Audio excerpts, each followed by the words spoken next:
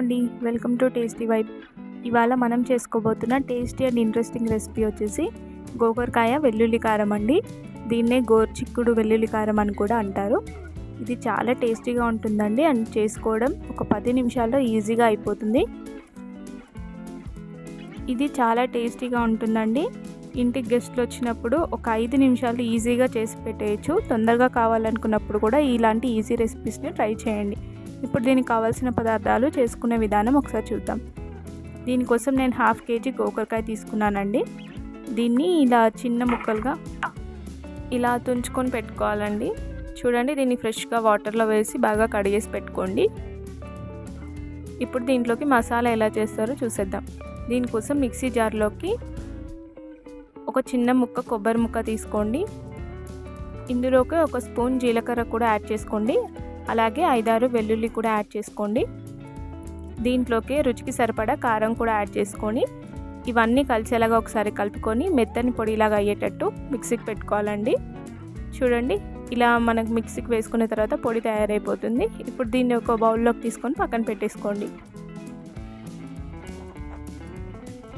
ఇప్పుడు దీని ప్రిపరేషన్ కోసం ముందుగా స్టవ్ వెలిగించుకొని ఒక బాండీ పెట్టుకొని కొద్దిగా ఆయిల్ వేసుకోవాలండి. ఇందులోకి పోపు దినుసులు, కొద్దిగా కరివేపాకు, అలాగే దీంట్లోకి ఒక చిన్న సైజు ఆనియన్ని కట్ చేసి వేసుకొని బాగా ఫ్రై చేసుకోవాలండి.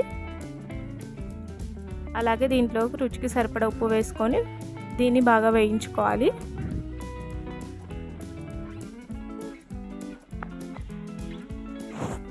చూడండి, కొద్దిసేపటి తర్వాత ఇవన్నీ బాగా వేగిపోయిన తర్వాత దీంట్లోకి మనం కడిగి పెట్టుకున్న గోరుచిక్కుడిని యాడ్ చేసుకొని ఒకసారి మొత్తం కలిపేసుకోవాలండి.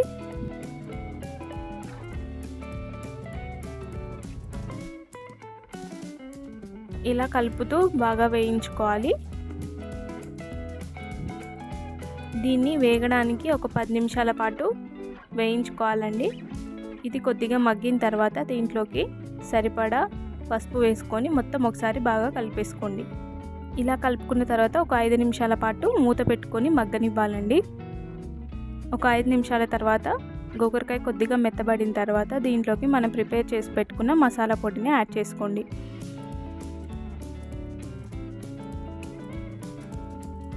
ఇలా ఈ కారం పొడిని వేసుకున్న తర్వాత మొత్తం పట్టేలాగా ఒకసారి బాగా కలిపేసుకోవాలండి. స్టవ్ని లో ఫ్లేమ్లోనే పెట్టుకొని ప్రాసెస్ చేసుకోండి. లేదంటే మనం వేసిన పొడి వల్ల తొందరగా మాడిపోయే ఛాన్స్ ఉంది. కాబట్టి ఇలా మెల్లిగా కలుపుతూ ఉడికించుకోవాలి.